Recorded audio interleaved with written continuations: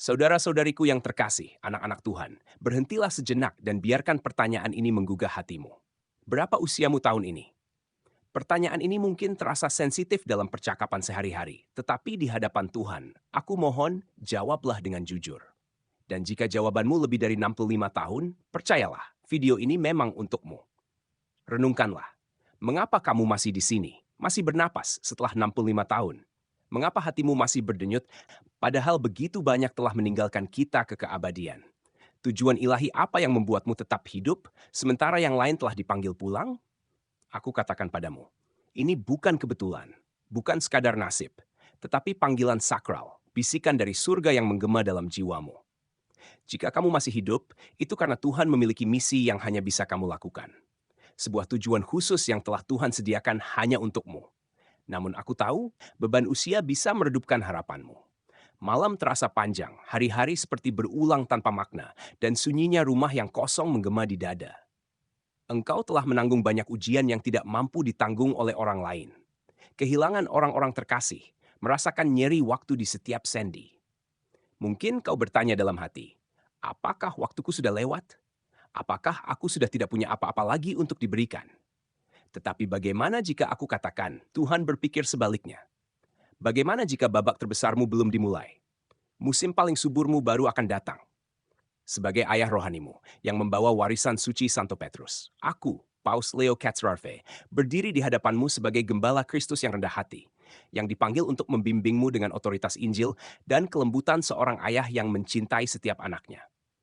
Hari ini aku berbicara kepada mereka yang merasa dilupakan, lelah, atau dipinggirkan oleh usia. Aku datang menyatakan satu kebenaran. Selama kau masih bernapas, Tuhan belum selesai denganmu. Aku mengundangmu berjalan bersamaku, menyelami kitab suci, melalui kisah-kisah iman, untuk menemukan mengapa Tuhan masih memelihara hidupmu, untuk menghasilkan buah yang kekal, dan meninggalkan warisan yang bergema sampai ke kekekalan. Bersatulah denganku sebagai satu keluarga dalam Kristus.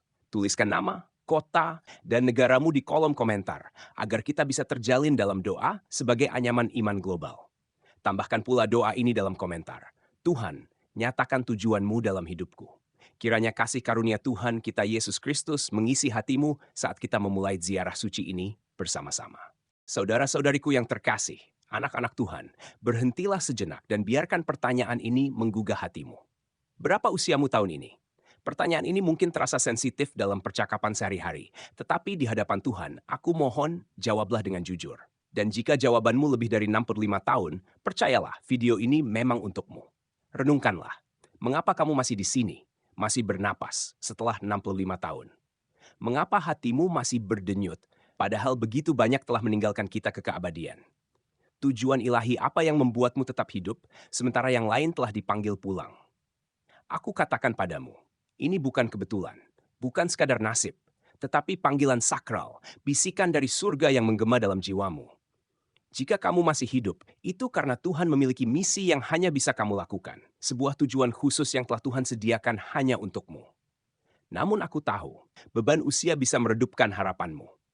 Malam terasa panjang, hari-hari seperti berulang tanpa makna, dan sunyinya rumah yang kosong menggema di dada. Engkau telah menanggung banyak ujian yang tidak mampu ditanggung oleh orang lain. Kehilangan orang-orang terkasih, merasakan nyeri waktu di setiap sendi. Mungkin kau bertanya dalam hati, apakah waktuku sudah lewat? Apakah aku sudah tidak punya apa-apa lagi untuk diberikan? Tetapi bagaimana jika aku katakan, Tuhan berpikir sebaliknya? Bagaimana jika babak terbesarmu belum dimulai? Musim paling suburmu baru akan datang. Sebagai ayah rohanimu yang membawa warisan suci Santo Petrus, aku, Paus Leo Katsrarve, berdiri di hadapanmu sebagai gembala Kristus yang rendah hati, yang dipanggil untuk membimbingmu dengan otoritas Injil dan kelembutan seorang ayah yang mencintai setiap anaknya. Hari ini, aku berbicara kepada mereka yang merasa dilupakan, lelah, atau dipinggirkan oleh usia. Aku datang menyatakan satu kebenaran. Selama kau masih bernapas, Tuhan belum selesai denganmu. Aku mengundangmu berjalan bersamaku, menyelami kitab suci, melalui kisah-kisah iman, untuk menemukan mengapa Tuhan masih memelihara hidupmu, untuk menghasilkan buah yang kekal, dan meninggalkan warisan yang bergema sampai ke kekekalan. Bersatulah denganku sebagai satu keluarga dalam Kristus. Tuliskan nama, kota, dan negaramu di kolom komentar agar kita bisa terjalin dalam doa sebagai anyaman iman global. Tambahkan pula doa ini dalam komentar. Tuhan, nyatakan tujuanmu dalam hidupku. Kiranya kasih karunia Tuhan kita Yesus Kristus mengisi hatimu saat kita memulai ziarah suci ini bersama-sama. Izinkan aku menceritakan sebuah kisah yang menembus hatiku. Saat berkunjung dengan tenang ke sebuah paroki kecil di IC, Italia, aku bertemu dengan Lucia Benedicti, seorang janda berusia 82 tahun. Tubuhnya sudah lemah, namun jiwanya menyala dengan pengabdian yang hening namun menggetarkan. Ia hidup sendiri di rumah batu kecil, hari-harinya dipenuhi keheningan dan doa. Sudah puluhan tahun sejak suaminya meninggal. Ia tidak memiliki anak, tidak ada keluarga yang tersisa, tidak ada yang mengunjunginya. Hanya rosario yang aus, kursi yang berderit, dan hati yang masih berdetak untuk Tuhan. Banyak orang melihat Lucia sebagai hidup yang memudar perlahan. Tetapi surga melihat sesuatu yang berbeda. Setiap pagi sebelum matahari terbit, Lucia berlutut dan berdoa untuk desanya, untuk jiwa-jiwa yang tersesat, untuk para imam yang tergoda, dan untuk anak-anak muda yang melangkah ke dunia tak arah. Ia mempersembahkan kesendiriannya sebagai kurban hidup. Hingga suatu siang, seorang pemuda datang mengetuk pintu. Seorang yang hancur oleh kehidupan dan siap menyerah. Ia tersesat, namun Lucia menyambutnya dengan kata-kata lembut, secangkir teh hangat, dan tatapan yang membawa keabadian. Pertemuan itu membuat pemuda itu bertobat dan kembali kepada Kristus. Saat itulah aku mengerti, Lucia tidak masih hidup secara kebetulan. Ia masih hidup karena Tuhan masih punya satu jiwa lagi yang harus disentuh melalui dirinya.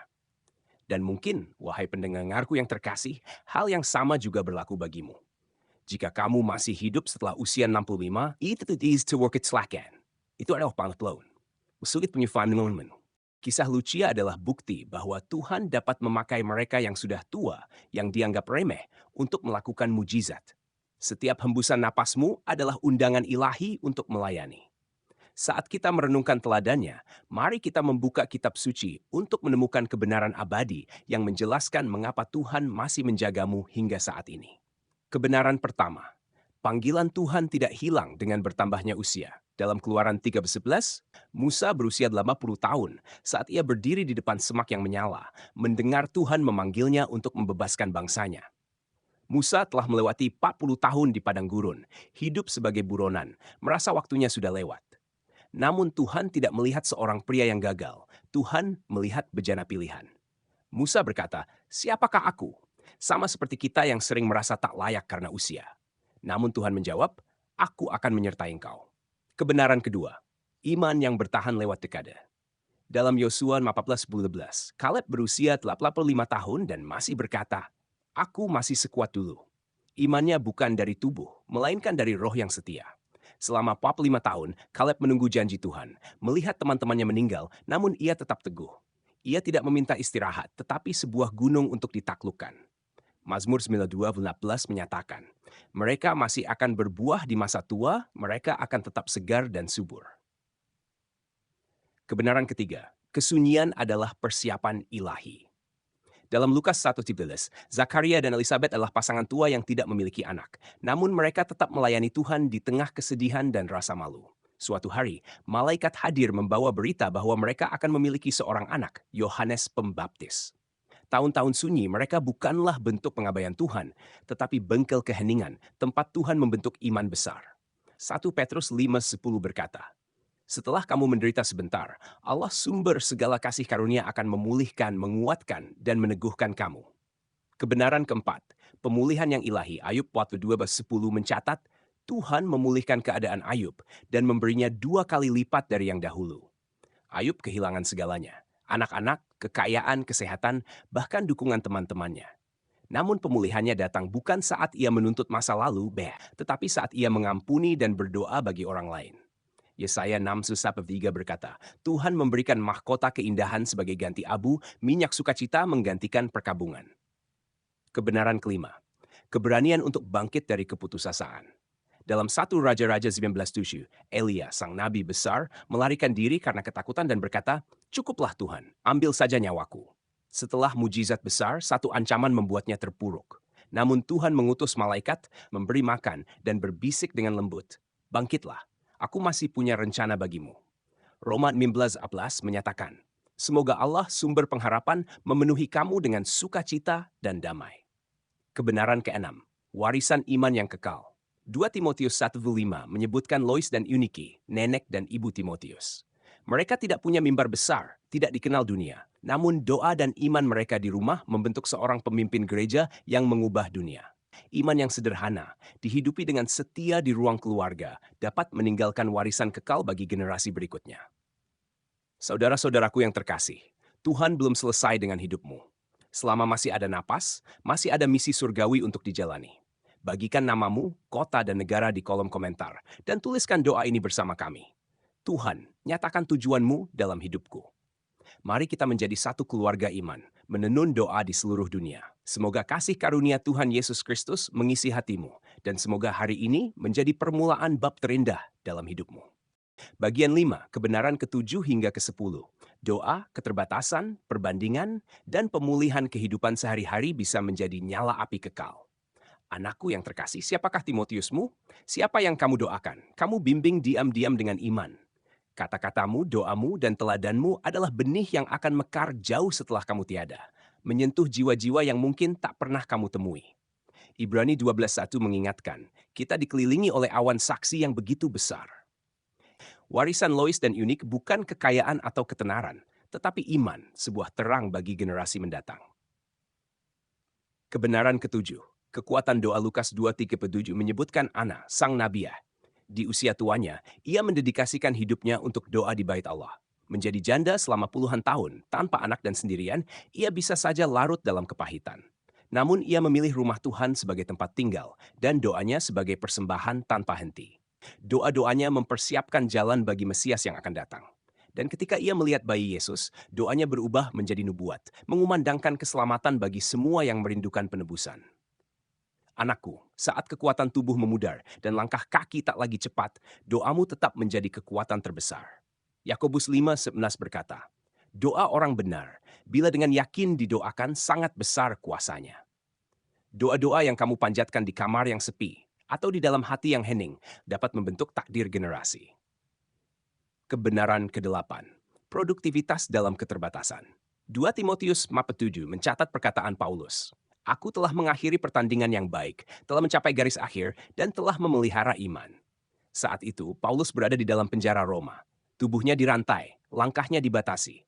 Namun roh dan semangatnya tetap bebas. Dari sel yang dingin, dengan tangan yang gemetar dan mata yang mulai kabur, Paulus menulis surat-surat yang hingga kini membimbing gereja. Dulu ia adalah penginjil yang melintasi benua, berkhotbah di hadapan ribuan orang. Kini ia duduk sendiri, namun setiap kata yang ia tulis mengandung bobot kekekalan. Anakku, apakah keterbatasanmu terasa seperti rantai, kelelahan, rasa sepi, atau tubuh yang lemah? Tuhan tidak melihat keterbatasanmu. Tuhan melihat hati yang bersedia. Filipi 1:6 berkata, Dia yang memulai pekerjaan baik di dalam kamu akan menyelesaikannya. Satu kalimat penghiburan, satu doa untuk cucumu, satu surat bagi teman lama, semua itu memiliki makna kekal.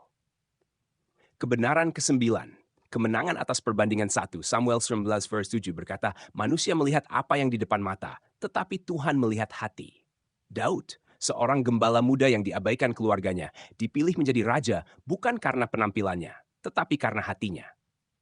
Saudara-saudaranya yang tinggi dan gagah tampak layak menjadi raja, namun Tuhan memilih Daud karena iman dan kasihnya.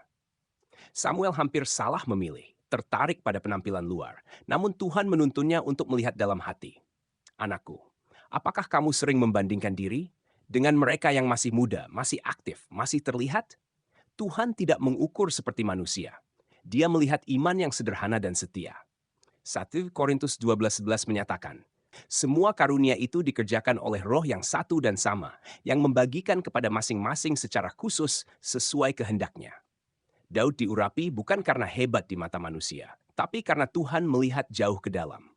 Kebenaran ke-10, pemulihan lewat penderitaan. Yohanes 12:11 mengisahkan tentang Petrus yang hatinya hancur karena menyangkal Yesus. 3 kali ia berkata, "Aku tidak mengenal dia." Rasa malu membawanya kembali ke kehidupan lamanya sebagai nelayan. Namun Yesus tidak membiarkannya hilang. Yesus datang ke tepi danau, bukan untuk menghukum, tetapi untuk memulihkan. 3 kali Yesus bertanya, apakah engkau mengasihi aku? 3 kali Petrus menjawab, dan 3 kali Yesus mengangkat dia kembali menjadi gembala kawanan dombanya.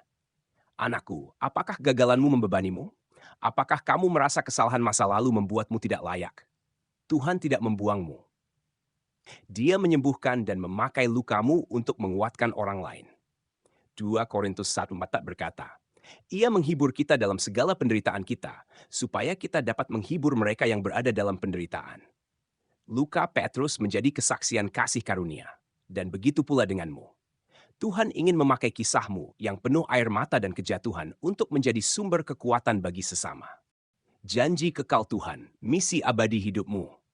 Anak-anakku yang terkasih, saat usia bertambah dan rambut memutih, mari kita memandang kepada Tuhan yang tidak pernah melupakan kita. Kebenaran ke-11 adalah janji kekal Tuhan. Dalam Yoel 2:18 tertulis, orang-orang tua akan mendapat mimpi. Tuhan memanggil Abraham saat ia berumur 99 tahun, menjanjikan keturunan padahal rahim Sarah telah mandul. Dia memanggil Musa di usia 80 tahun, seorang pelarian, untuk memimpin umatnya keluar dari Mesir. Mereka bukan orang muda penuh tenaga, tetapi orang tua yang telah belajar untuk bergantung penuh kepada Tuhan. Usia bukanlah penghalang bagi rencana Allah. Justru, tahun-tahun panjang hidupmu adalah kanvas indah bagi kemuliaannya. Yesaya 49:11 berkata, Sekalipun seorang ibu melupakan bayinya, aku tidak akan melupakan engkau. Namamu terukir di telapak tanganku. Hidupmu adalah karya agung yang kekal. Kebenaran ke-11, panggilan untuk berbuah yang kekal. Dalam Yohanes 19:8 tertulis, Bapakku dipermuliakan jika kamu berbuah banyak. Orang benar seperti pohon kurma, akarnya dalam, buahnya manis dan tetap berdiri meski badai menerpa. Buah masa muda mungkin cerah, tapi cepat layu. Tapi buah pada masa tua, disiram air mata dan kesabaran adalah kekal. Doa dalam keheningan, nasihat bijak, cinta kepada cucu, semua itu adalah buah yang memuliakan Tuhan. Janji pemulihan. Yesaya 49:19 mengingatkan, Aku telah mengukir engkau di telapak tanganku. Yusuf yang dikhianati, dijual, dilupakan, akhirnya diangkat Tuhan untuk menyelamatkan bangsa. Pemulihannya bukan sekadar kembali ke masa lalu, tetapi awal yang baru, yang jauh lebih mulia. Wahyu 2:9 berfirman, Lihat, aku menjadikan segala sesuatu baru. Anak-anakku, jika kalian merasa mimpi telah terkubur bersama waktu dan luka, ingatlah, Tuhan sedang menenun kisah hidupmu dalam rencana kekalnya. Kebenaran ke-11, panggilan untuk bermimpi kecil. Duel Week Lapman menyerukan, orang-orang tua akan mendapat mimpi, orang-orang muda mendapat penglihatan. Tuhan mencurahkan rohnya atas tua dan muda. Kisah para Rasul 2:11 menegaskan hal ini. Tuhan belum selesai bekerja dalam hidupmu.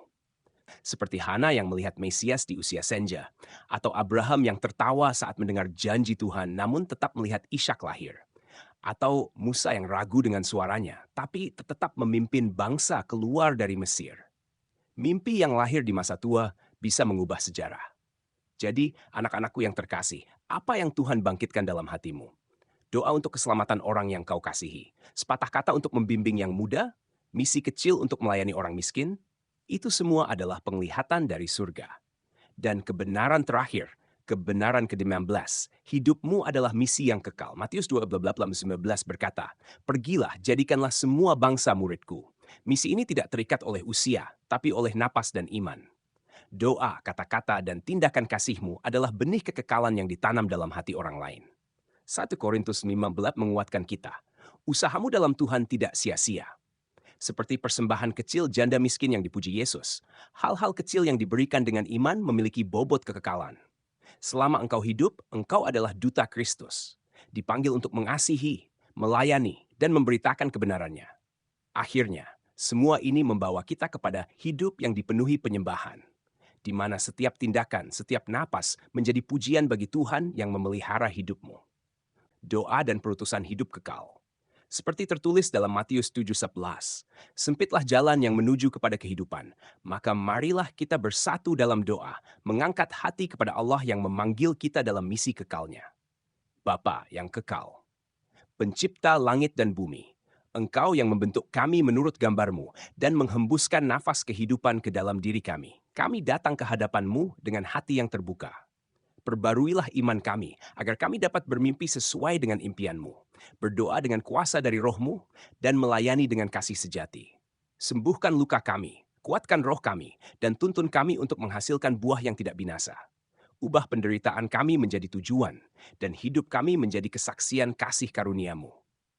Semoga kami meninggalkan warisan iman, cahaya yang menuntun generasi setelah kami, mencerminkan kasih-Mu di dunia yang sedang haus akan harapan. Kami serahkan orang-orang yang kami cintai ke dalam belas kasih-Mu, dan mohon agar Roh Kudus membimbing mereka menuju kebenaran-Mu. Semua ini kami persembahkan melalui Yesus Kristus, Juru Selamat kami, yang hidup dan memerintah bersama-Mu dan Roh Kudus Allah yang satu, kini dan sepanjang masa. Amin. Pergilah anak-anakku sebagai pembawa harapan. Bagikan pesan ini kepada mereka yang merasa dilupakan. Doakan mereka yang kehilangan arah. Layani mereka yang merindukan sentuhan Allah. Kunjungilah yang kesepian. Tulis surat bagi yang menjauh. Hibur yang berduka. Sebab dalam semua ini, engkau mencerminkan hati Kristus. Matius 25:40 berkata, segala sesuatu yang kamu lakukan untuk salah seorang yang paling hina ini, kamu telah melakukannya untukku.